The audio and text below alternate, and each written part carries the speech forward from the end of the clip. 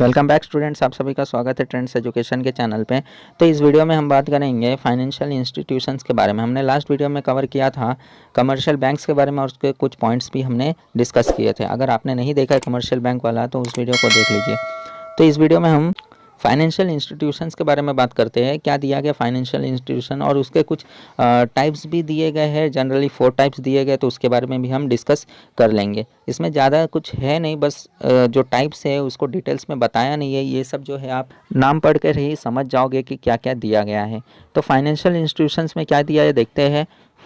First industrial policy was declared in 1948 for rapid industrial development in the country. The central government and the state government has established special financial institutions for providing industrial finance. These institutions provide medium and long-term finance. The assistance of these institutions has become more important for new companies as well as going concern. तो क्या बोला गया है कि सबसे पहले जो industrial revolution आया था वो 1948 में आया था भारत के अंदर। वर्ल्ड के अंदर तो बहुत पहले आ गया था, लेकिन भारत के अंदर 1948 में लाया गया। इसके तहत जो भी इंडस्ट्रीज है उसको जल्द से जल्द डेवलप करने के लिए तो सेंट्रल गवर्नमेंट और स्टेट गवर्नमेंट दोनों ने क्या किया, इसके लिए एक स्पेशल रिजोल्यूशन पास किया जिसके तहत नए नए कंपनीज जो भी बिल्ड करेगा इंडस्ट्रियल पॉलिसी के अंदर उसको तरह तरह के फाइनेंस दे सके, चाहे वो मीडियम टर्म का हो या लॉन्ग टर्म का हो। तो उसके लिए सेंट्रल गवर्नमेंट और स्टेट गवर्नमेंट कई सारे ऐसे फाइनेंशियल इंस्टीट्यूशंस का निर्माण किया। ठीक है, तो ये जो कंपनीज थे ताकि वो फाइनेंशियल इंस्टीट्यूशन नए नए कंपनीज को फाइनेंस प्रोवाइड कर सके, चाहे वो लॉन्ग टर्म हो और या तो शॉर्ट टर्म हो या तो मीडियम टर्म हो, ताकि अपने बिजनेस को चला सके। तो देखते हैं फाइनेंशियल इंस्टीट्यूशंस इन इंडिया। आपके सामने एक चार्ट दिख रहा होगा, उसके अंदर बहुत कुछ दिया है। तो वन बाय वन हम इसे देख लेते हैं। तो क्या दिया गया है फाइनेंशियल इंस्टीट्यूशंस ऑफ इंडिया में। पहला जो है डेवलपमेंट बैंक। तो गवर्नमेंट, सेंट्रल गवर्नमेंट और स्टेट गवर्नमेंट ने दोनों ने मिल के क्या क्या चालू किया। पहला जो है डेवलपमेंट बैंक चालू किया। उसके अंदर कई सारे ऐसे बैंक्स है जैसे IDBI bank, industrial development bank of India, IFCI bank, industrial financial corporation of India, ICICI bank, industrial credit and investment corporation of India, SIDBI। तो ये क्या था, small industrial development bank of India, इसके बारे में भी आपने पढ़ा है। या IRBI, industrial reconstruction bank of India. तो ये था डेवलपमेंट बैंक्स के अंदर जो कि इंडस्ट्री को डेवलप करने के लिए है, ये इंपॉर्टेंट बैंक्स है। नेक्स्ट है फाइनेंशियल इंस्टीट्यूशंस। अब फाइनेंशियल इंस्टीट्यूशंस को भी डेवलप किया गया, जैसे कि पहला दिया है RCTC, risk capital and technology financial corporation limited. ठीक है, दूसरा जो दिया है TDICI, technology development and information company of India limited. और जो अगला है TFCI, tourism financial corporation of India. ये सब कौन है, गवर्नमेंट ने चालू किया है ये सबको। ठीक है, तो ये जो है फाइनेंशियल इंस्टीट्यूशंस कहलाता है। अगला बात करते हैं इन्वेस्टमेंट इंस्टीट्यूशंस के बारे में। तो इन्वेस्टमेंट इंस्टीट्यूशंस मतलब ये सारी जो बिजनेसेस है ये अलग अलग कंपनियों में इन्वेस्ट करने का काम करते हैं, जैसे LIC, life insurance corporation of India, UTI, unit trust of India, general उसका GIC, general insurance corporation of India. तो ये सब जो है इन्वेस्टमेंट इंस्टीट्यूशन से जो चालू किया गया। और लास्ट जो है स्टेट लेवल इंस्टीट्यूशन। अब स्टेट लेवल के हिसाब से, ये सब सेंटर लेवल के हिसाब से था, अब स्टेट लेवल के हिसाब से भी कुछ चालू किया गया, जो कि 2 ही है। पहला है SFC, स्टेट फाइनेंस कॉरपोरेशंस, और दूसरा जो है SIDC, state industrial development corporations. ठीक है, इंडस्ट्रीज़ को डेवलप करने के लिए। तो ये सब इंपॉर्टेंट था। इसके अंदर फाइनेंशियल इंस्टीट्यूशंस इन इंडिया के अंदर 4 स्टेप है, development bank, financial institutions, investment institutions, state level institutions. ठीक है, तो ये सब इंपॉर्टेंट था। अब कुछ यहाँ पे पॉइंट्स दिए गए, उसके बारे में डिस्कस कर लेते हैं। Above mentioned institutions provide financial institution in the following term to provide terms leading facility। तो पहला क्या बोला है, टर्म्स लीडिंग फैसिलिटी, मतलब हो सकता है लंबे समय के लिए लोन दे, शॉर्ट टर्म के लिए लोन दे, या मीडियम टर्म के लिए लोन दे। अगला जो है to subscribe to shares and debentures, यानी कि ये सारी बिजनेस हो सकते हैं, बिजनेस के शेयर्स और डिबेंचर्स को परचेस कर ले, शेयर्स परचेस कर ले, डिबेंचर के तौर पर लोन प्रोवाइड करे। To underwriting issue of security, यानी कि जो अंडर राइटिंग शेयर्स है उसको भी ये सारी जो इंस्टीट्यूशंस है कंपनी के बिहाफ पे शेयर्स को जो है इशू कर सकती है। चौथा, to leading lends money, lends का मतलब होता है देना, यानी कि लोन के तौर पर दे सकता है, क्रेडिट के तौर पर दे सकता है, क्रेडिटर बन सकता है, डिवेंचर के तौर पर दे सकता है, ये सारी इंस्टीट्यूशन जो भी हमने अभी बात किया। उसके बाद to guarantee terms loan raised by company, यानी कि जो कंपनी बोलता है मुझे इतना पैसा चाहिए उतना पैसा चाहिए, उसके हिसाब से कंपनी के हिसाब से ये सारी इंस्टीट्यूशंस पैसा दे सकता है। अगर कंपनी को शॉर्ट टर्म चाहिए तो शॉर्ट टर्म के लिए लोन प्रोवाइड कर सकता है ये सारी इंस्टीट्यूशंस, लॉन्ग टर्म के लिए चाहिए तो लॉन्ग टर्म के लिए प्रोवाइड कर सकता है, या फिर मीडियम टर्म के लिए तो मीडियम टर्म के लिए भी प्रोवाइड कर सकता है। तो ये सारी चीज़ें इंपॉर्टेंट थी। उसके बाद लास्ट टॉपिक बच गया है, उसके बारे में हम डिस्कस कर लेते हैं। दिया गया है ट्रेड क्रेडिट। ट्रेड क्रेडिट क्या होता है उसके बारे में देख लेते हैं। ट्रेड का मतलब होता है buying and selling of goods and services, जो खरीदा और बेचा जाता है गुड्स एंड सर्विसेज को।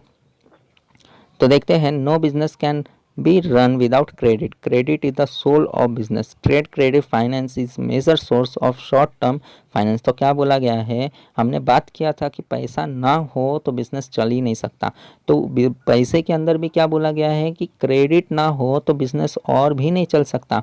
तो क्रेडिट के बारे में क्या बोला गया है, जो भी जैसे कि सोर्सेस ऑफ फंड में हमने बात किया कि बिजनेस जो है equity share holder, preference share holder या रिटर्न अर्निंग के थ्रू पैसे को रेस कर सकता है बिजनेस में, या तो अदर बोरोइंग कैपिटल के थ्रू रेस कर सकता है। अलग अलग बातें हमने किया था, ठीक है, इस चैप्टर के अंदर।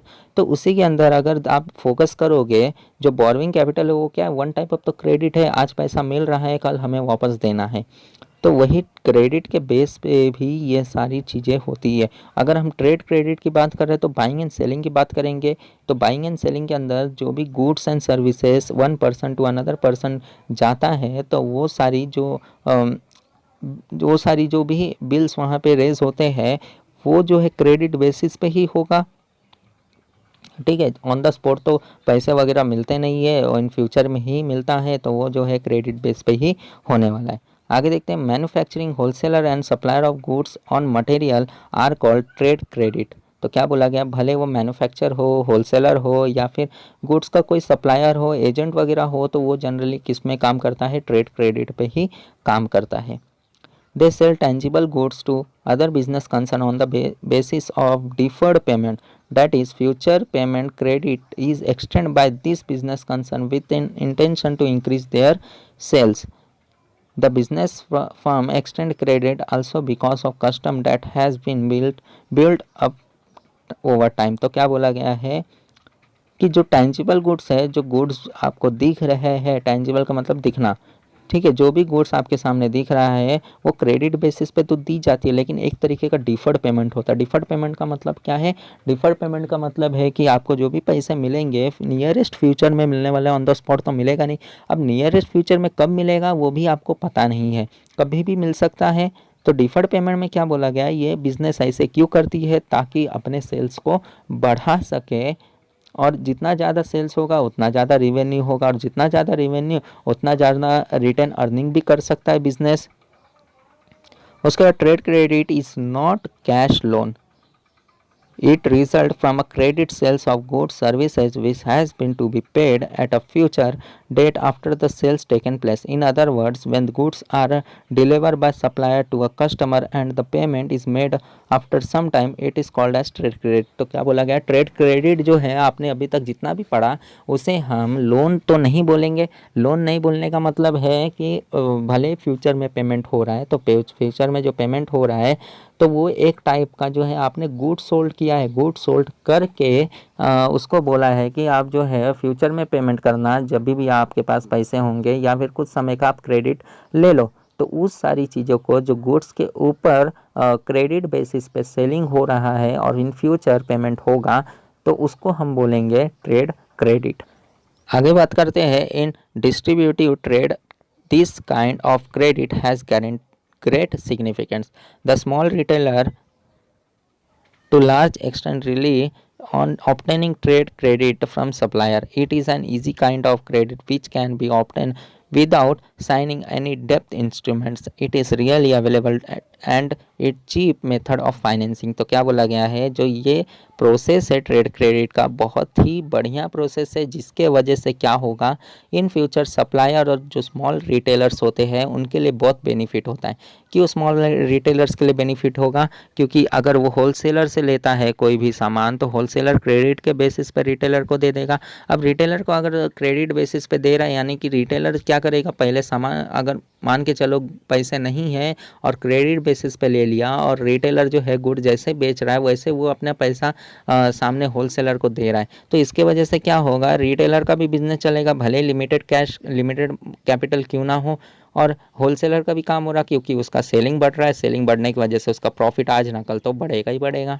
तो इसकी वजह से ये जो है बहुत ही बेस्ट कंसेप्ट बोला गया है ट्रेड क्रेडिट को। आगे की बात करते हैं। Supplier sell goods and willing allow 30 days और more for bill to be paid. They even offer discount if bill are clear within a short period such as 10 days, 15 days, etc. The term of trade credit are not intricate. क्या बोला गया है? तो यहाँ पे क्या बोला गया है कि जो सप्लायर होता है भले ही कितना भी क्रेडिट बेसिस पे क्यों ना दे दे, फिर भी वो चाहेगा कि जितना जल्दी हो सके उतना जल्दी पेमेंट हो जाए। तो जनरली जो सप्लायर्स होता है, चाहे वो होलसेलर हो, मैन्युफैक्चरर हो या रिटेलर हो, मैन्युफैक्चरर जो होलसेलर से डील करेगा, होलसेलर जो है अपने रिटेलर से डील करेगा, रिटेलर जो है अपने कस्टमर से डील करेगा। तो ये जनरली जो भी क्रेडिट पीरियड होता है ये मान के चलते हैं कि 30 डेज या उससे ज़्यादा हो सकता है। 30 डेज नॉर्मल है और उससे ज़्यादा होगा तो उस बिज़नेस पे डिपेंड है कि वो कितना देना चाहता है।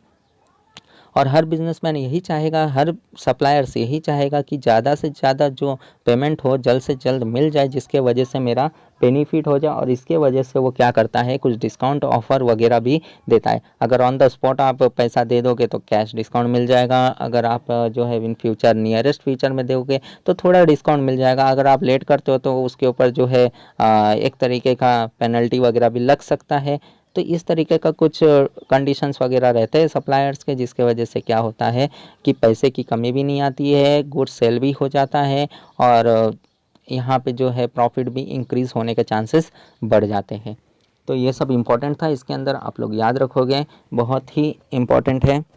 तो इस लेक्चर के साथ ही हमारा ये चैप्टर भी ख़त्म होता है, जो कि बहुत बड़ा था। तो आप लोग जो है अच्छे से पढ़िए, इसके अंदर बहुत कुछ ऐसे टर्म्स दिए गए जो आपको याद रखना है और इन फ्यूचर बहुत ही काम भी आएगा। तो इस वीडियो में बस इतना ही। अगर आपको कोई डाउट होगा तो हमारे टेलीग्राम ग्रुप को भी ज्वाइन कर सकते हो, लिंक आपको डिस्क्रिप्शन में मिल जाएगा। तो इस वीडियो में बस इतना ही, अब हम मिलेंगे नेक्स्ट वीडियो में, तब तक के लिए टेक केयर एंड धन्यवाद।